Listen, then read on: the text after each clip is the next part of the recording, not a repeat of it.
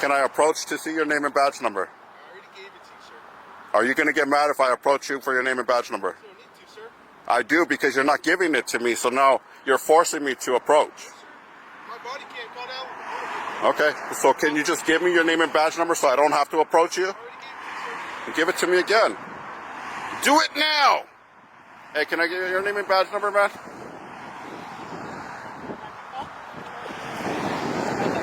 Why do you have your hand on your gun, man? How disgraceful are you? You must be a rookie, dude. Let me get your name and badge number before you leave this scene. I'm gonna file a complaint on you. I don't know about your partner yet, but I'm definitely filing a complaint on you. Scum. What a scum, man. You have to hold your hand on your weapon? That's how you treat the public? Sir, come on. There's no need for all that. I mean, dude, I'm not doing nothing wrong. What's the point of putting his hand on this weapon, dude? You're putting me in fear of my life? We're at a church. Come on. You're the ones that are escalating stuff, man. You brought this upon me. In this tense encounter filmed outside a church in West Covina, California, a First Amendment auditor confronts officers from the West Covina Police Department. At timestamp 325, the situation quickly escalates when one officer refuses to repeat his name and badge number. As the auditor moves closer to get identification, the officer places his hand on his firearm, igniting a serious constitutional standoff. Was this a necessary response or a clear abuse of power? Did the officer feel truly threatened or simply offended by a citizen with a camera? Watch closely as this confrontation unravels. This isn't just about anger, it's about authority, rights, and fear. Subscribe to ID Refusal Cops for more in-depth breakdowns, and support the original channel by watching the full video to uncover the legal lessons behind this dramatic moment. How you doing? Action for satisfaction. What's going on? We have people calling about you. Why? I can't film? I mean, you're on public property. Well, that's what I'm saying. Why would they call me? I'm just saying that they're weirded out about it. Oh, man, come on. Go educate them, bro. Any specific reasons I can let them know? Oh, you know I'm not going to answer no questions like that, man. I'm here on my own free will, exercising my First Amendment rights. You know that. Why don't you go let them know that so they can chill out? Stop making calls. Hey, you're blocking traffic too, man. You might want to move it along.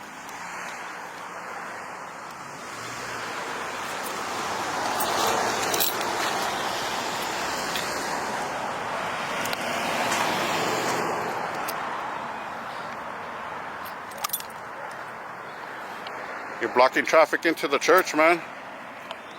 Now you're causing a disturbance.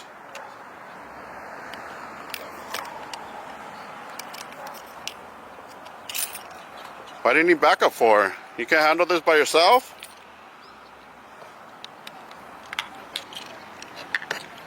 Damn. Why didn't you back up? You need a bigger guy, huh?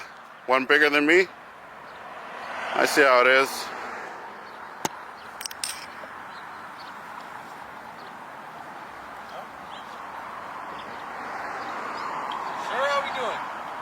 I'm doing great. How you doing? How you doing? Can I get your name and badge number? Yeah, you can. Officer Trujill, 496, sir. All right, you here to upload the law and protect and serve the community? Just asking how your day's going. No, I was just asking you if you're here to do your job, yes or no? Sir, always. All right, handle your job, man. Thank you. Most definitely. Appreciate it. All right.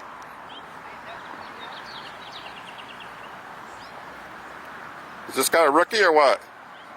I'm sorry, what's You that? got seniority over this guy? Huh? You got seniority over this guy or what? We're both equal, sir. You guys came in at the same time or? It doesn't matter what time we came in. We're both partners. Well, I know that, but you know, some cops are more experienced than others. So were you here before him or was he here before you? We both did time at another agency, sir. Oh, good. Yeah. How long you been on the force? Good amount of time. Like how many years? Enough to know. Enough to know what? To know the law, sir. All right, good. But you don't want to tell me how many years? Well, you're good. Can I get your name and badge number one more time? Already did, sir. Yeah, but it was kind of like with the cars passing by, I didn't catch it. I said it loud and clear, sir. Can you say it one more time? Already said it. Professionally and with courteous behavior and the way you're supposed to be professional and courteous. Sure, I and respond to the community. Can I ask for your name and badge number one more time, sir? I already gave it. Can I approach to see your name and badge number? I already gave it to you, sir. Are you going to get mad if I approach you for your name and badge number? You don't need to, sir. I do, because you're not giving it to me, so now you're forcing me to approach. My body can't cut out. Okay, so can you just give me your name and badge number so I don't have to approach you? I already gave it to you, sir. Give it to me again. Do it now! Hey, can I get your name and badge number, man?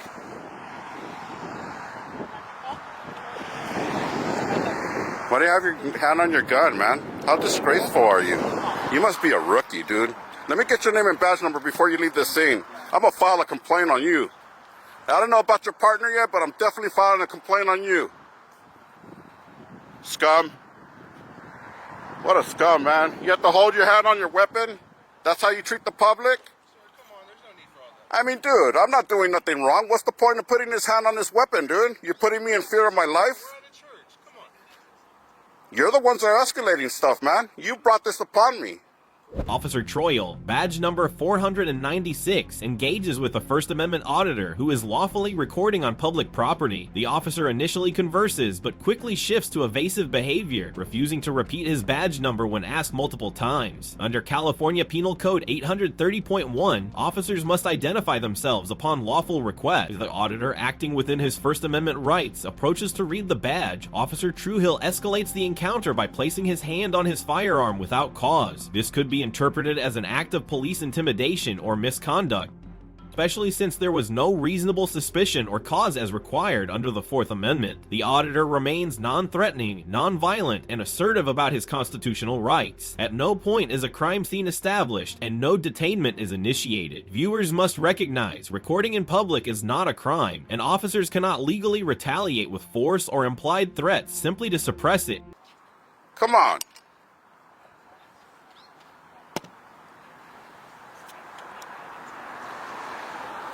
Sick.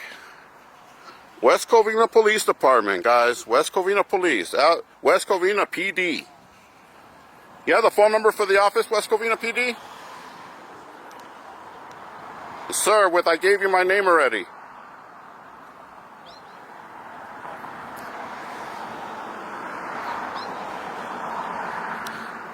Yeah. Rookie behavior. You know, 5 years is still a rookie, man. How many years did you spend at that other division you were at? And tell me what city. Somebody look up this guy's info. Tell me where he's from and how many years he served.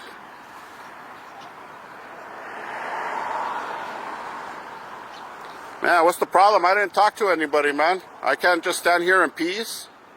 What's wrong with you guys?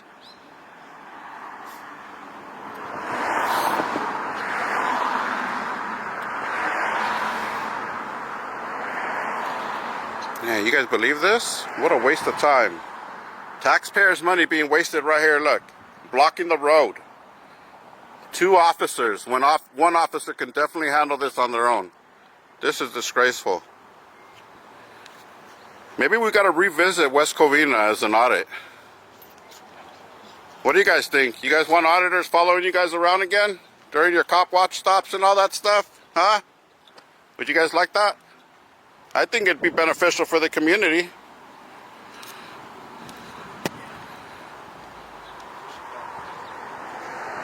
Man, you don't gotta call anybody, man. Get back to work is what you need to do.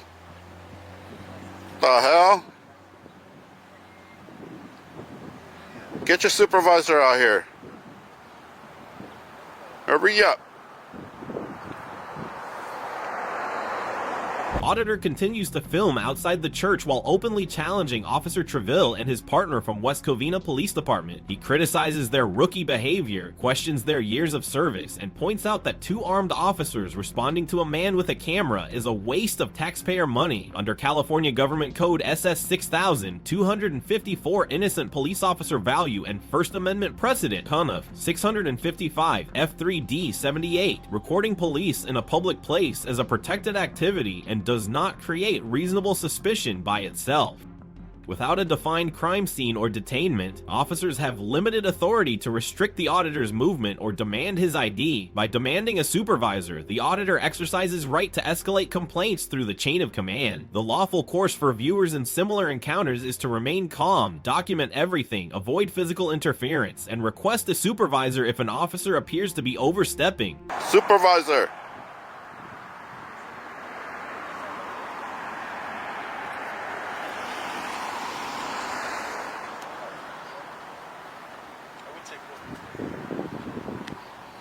Can I walk through here? Oh yeah, you're fine. Have a good day. You too. Thank you.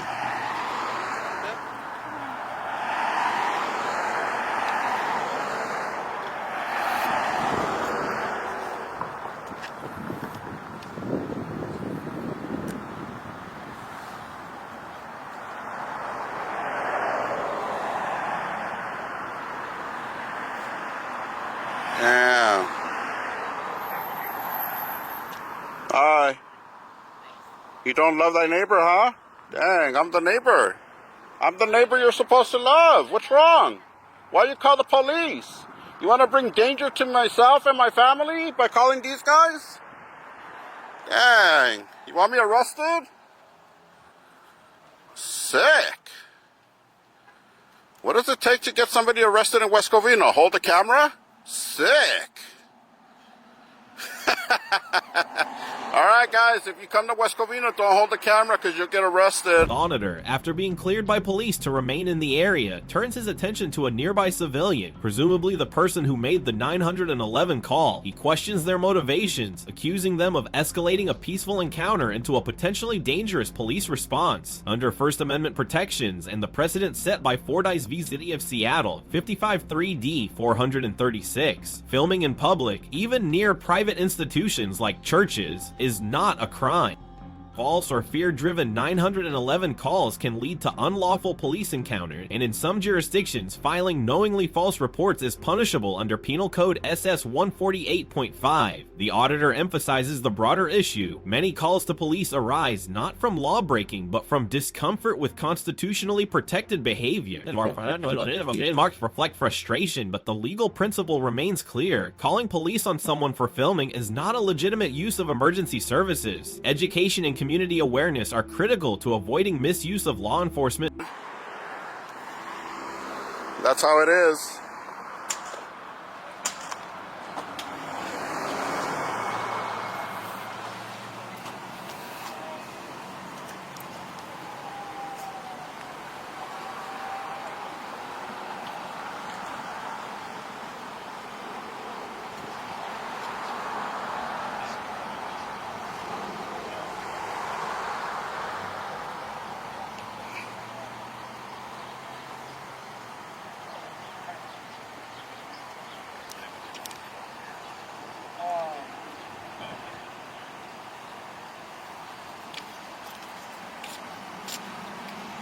Hello. Hello. How are you today? I'm great. You? I'm doing all right. What's going on? I heard you requested. Yeah. Can I get your name and ID? Sure. It's Sergeant Neal, Neal. ID is 371. Hey, how long have these guys been on the force? If you don't mind me asking. Since you're a three-striper, so I figure you've been on the force a lot longer, right? Yeah.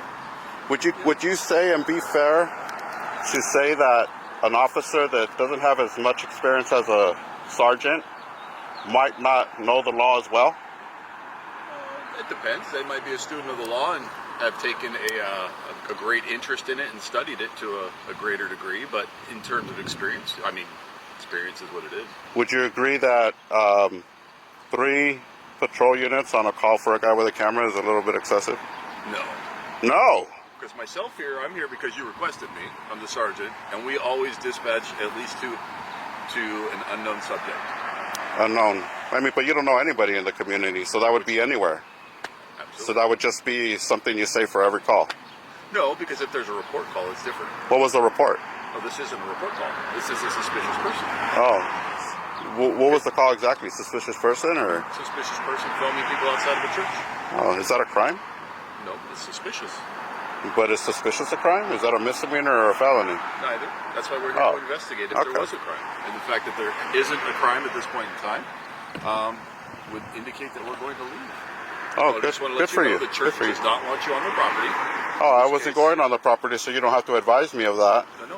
And I haven't been on the property, so there's no reason to give me any type of warning until I've done so. A warning. It's All just right, an thank you. advisement I of how appreciate things might that. change. Okay. And I was asking this professional officer over here because I couldn't hear him. The cars were passing by for his name and ID number. Can you get that for me one more time from him? I gave it to you, sir. I couldn't hear you, man. The cars were passing by. 496. Can you say when there's not a car passing by? Officer Trujill, 496. 496. Thank you. And sir, your name and ID number. Can you answer me why you have to keep your hand on your weapon, sir? Am I a threat to you that you feel like you have to threaten me with your weapon? All right, man. I'd like to make file a complaint on this officer right here. On what ground, sir? That he had his hand on his weapon the whole time and there was no threat for him to unlock his weapon and to hold it. If you would like to file a complaint, you can come down to the police station and fill out a formal complaint there. But that, in and of itself, is not necessarily the complaint. If he didn't pull it out, you have not been patted down for weapons. We don't know if you have weapons. Well, I mean, regardless, it doesn't matter. It does. It doesn't matter, All right, no, you have- because I'm not a threat. I'm just standing here with a camera. You guys are the ones that are scared of a camera. You see what I'm saying? There's a difference. You guys are scared of a camera and have guns, and I don't. I just have a camera and you're scared. That's the difference. Get educated, son. Rookie. Rookie. Trujillo, you're a rookie too. Hell yeah. What's up, guys? Yeah. All right, Sergeant. Yeah, Sergeant was cool, guys. You see that? Give respect where it's earned, guys. Give respect where it's earned, bottom line. Hell yeah. Sergeant Neal, badge 371, engages respectfully with the auditor and confirms a crucial legal point. No crime has been committed. The original 911 call described a suspicious person filming outside a church, which, under Terry v. Ohio 392 USA-1.968, does not establish reasonable suspicion unless tied to criminal behavior, as filming in public is protected under the First Amendment, and there was no trespass or obstruction. Officers had no legal grounds to detain or search. The auditor presses Neal on the excessive response of deploying multiple officers. Neal defends department policy, though admits the call was based only on suspicion, not a report of a crime. When the auditor raises Officer Trujill's repeated hand-on-weapon posture, Neal downplays it, but acknowledges a complaint can be filed. The auditor remains assertive yet non-violent. This exchange demonstrates the importance of knowing the law, documenting police conduct, and escalating concerns to command respectfully when misconduct is suspected. This encounter between the unidentified First Amendment auditor and Officer Trujill, badge 496, highlights a classic clash between lawful public recording and over-policing. Officer Trujill's conduct earns a grade of D due to his refusal to repeat identification and inappropriate hand placement on his weapon, potentially violating Fourth Amendment protections against unreasonable threat. Sergeant Neal, badge 371, demonstrated professionalism and earns a B, though his defense of excessive response remains questionable. The auditor receives a B+ for asserting his rights clearly and peacefully, though at times his tone undermines his message. Key illegal takeaways. Filming in public is protected under the First Amendment. Police might have reasonable suspicion under Terry v. Ohio to detain. Vault 911 reports can be unlawful under Penal Code SS 148.5. Viewers, stay calm, record legally, and always escalate through proper channels. For more real cases like this, subscribe to ID Refusal Cops and support the original Auditor's channel.